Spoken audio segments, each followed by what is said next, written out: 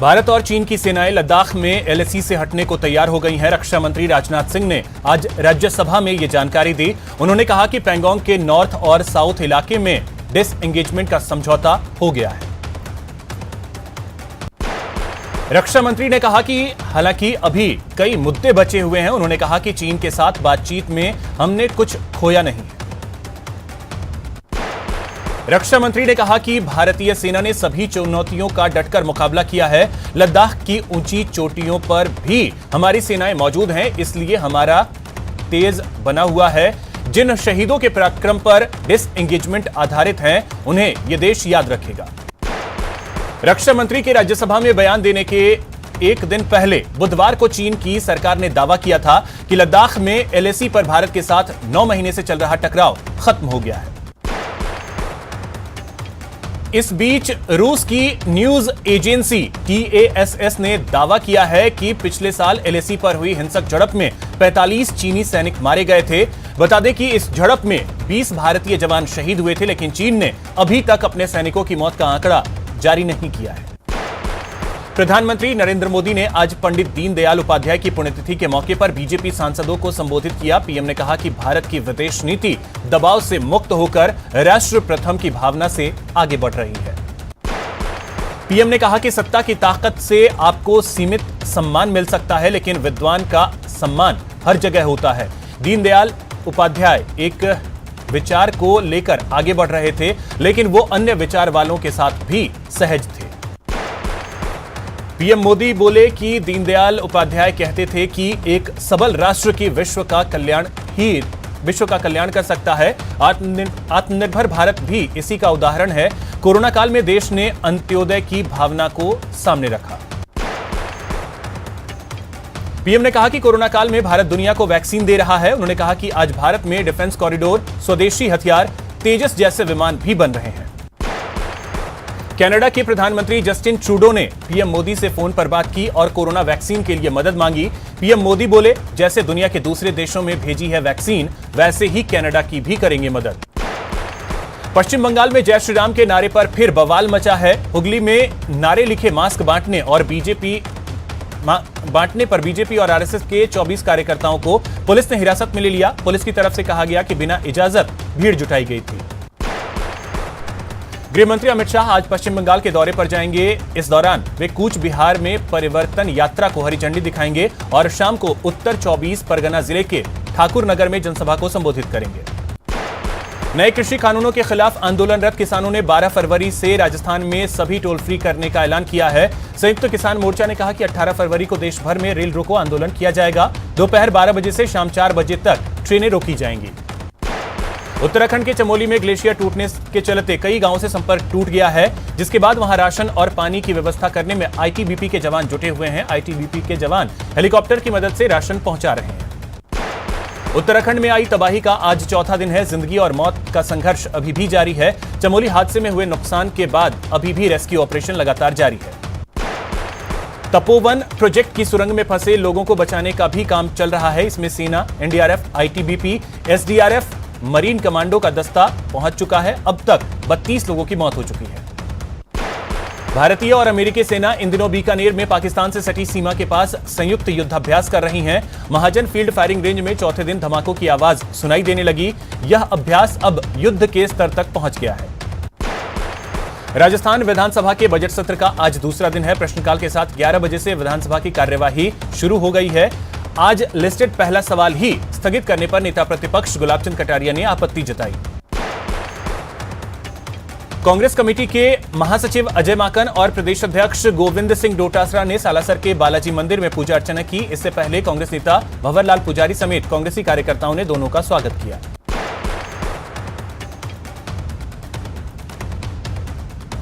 मंदिर में धोख लगाने के बाद दोनों नेताओं ने गौशाला में गायों को हरा चारा खिलाया और गुड़ खिलाया। राम मंदिर के लिए चंदा लिए जाने की बात पर अजय माकन ने कहा कि भगवान राम सबके हैं। भगवान राम का मंदिर बहुत भव्य होना चाहिए।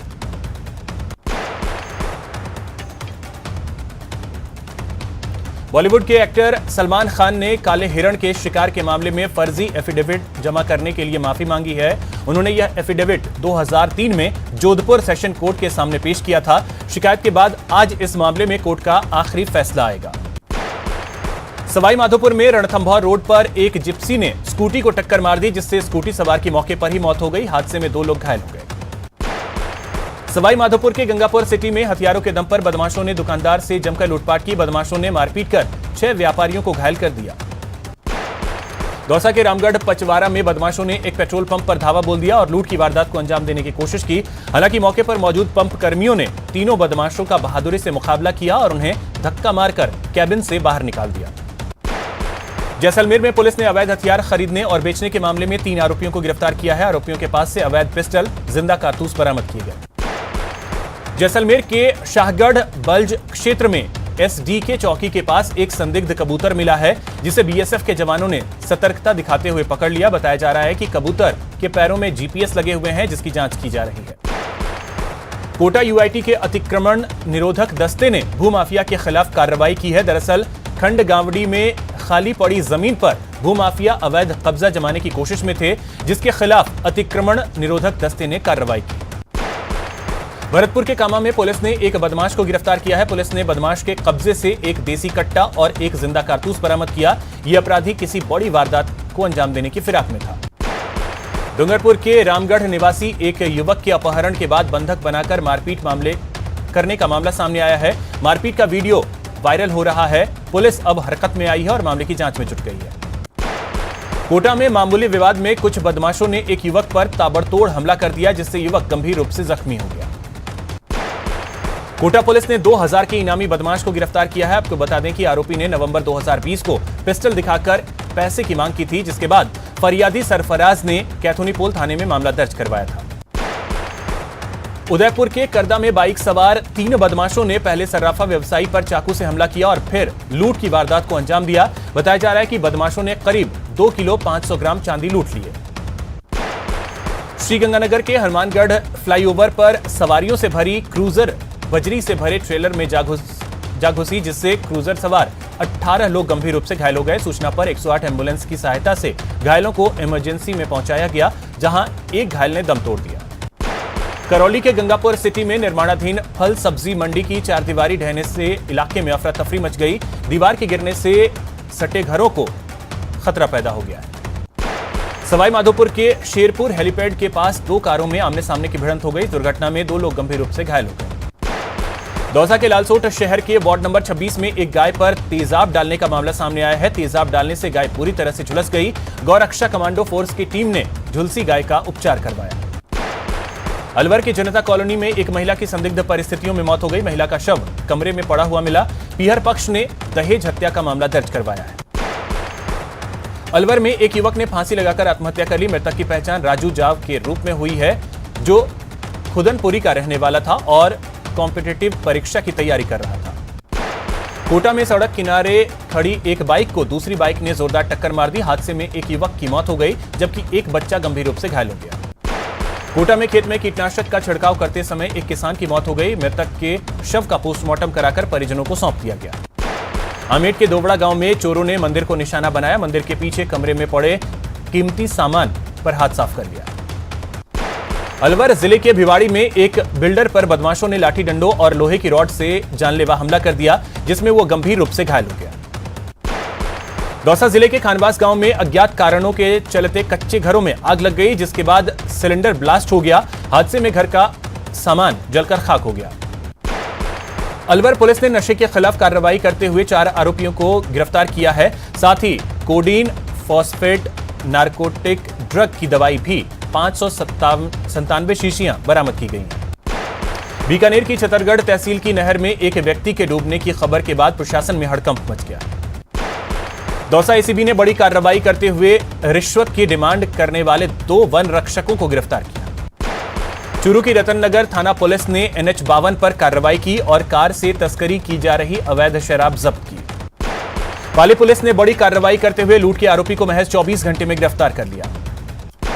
अलवर के अरावली विहार थाना अंतर्गत जनता कॉलोनी में संदिग्ध परिस्थितियों में एक महिला की मौत हो गई। अजमेर रामगंज थाना पुलिस ने वाहन चोर गिरोह के खिलाफ बड़ी कार्रवाई करते हुए एक वाहन चोर को गिरफ्तार किया है, जबकि एक नाबालिग को निरुद्ध किया गया। अलवर में एक युवक ने अज्ञात कारणों के चलते फांसी लगाकर आत्महत्या कर ली। जयपुर में 38 करोड़ से ज्यादा के 3 पेयजल परियोजनाओं को प्रशासनिक और वित्तीय मंजूरी मिल गई है। पीएचईडी के एसीएस सुधांशु पंत की अध्यक्षता में वित्तीय समिति की बैठक हुई। भरतपुर के आदि बद्री इलाके में खनन के विरोध में अनिश्चितकालीन धरना 26वें दिन भी जारी रहा। प्रदर्शनकारियों ने दीग ककराला रोड जाम कर अवैध रूप से लाए गए पत्थरों से भरे वाहनों को रोक दिया। चूरू के कांग्रेस नेता रफीक मंडेलिया का एक वीडियो सोशल मीडिया पर वायरल हो रहा है, जिसमें वो सादुलपुर विधायक कृष्णा पुनिया पर भड़कते हुए नजर आ रहे हैं।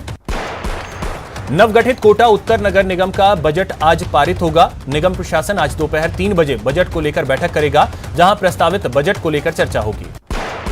बूंदी जिले के असिंचित नैनवा क्षेत्र में खेत का पानी खेत में रोकने के लिए कृषि विभाग ने कृषि फार्म पॉन्ड बनाए हैं, जिससे किसानों के चेहरे पर खुशहाली आ गई है। बाड़मेर के विष्णु कॉलोनी में शहर के नालों और सीवरेज का गंदा पानी लोगों की परेशानी का सबब बना हुआ है। करौली में शहरवासियों ने रैली निकालकर सरकार से बजट में शहर के लिए सैटेलाइट हॉस्पिटल की सौगात देने की मांग की। प्रतापगढ़ के जिला चिकित्सालय में एक महिला से प्रसव और उसकी सोनोग्राफी रिपोर्ट का गड़बड़ झाला सामने आया है, जिसके बाद चिकित्सालय प्रशासन में हड़कंप मच गया। चित्तौड़गढ़ जिले के सबसे बड़े जिला अस्पताल में विभिन्न पदों पर कार्यरत ठेका कर्मियों ने संबंधित ठेकेदारों के खिलाफ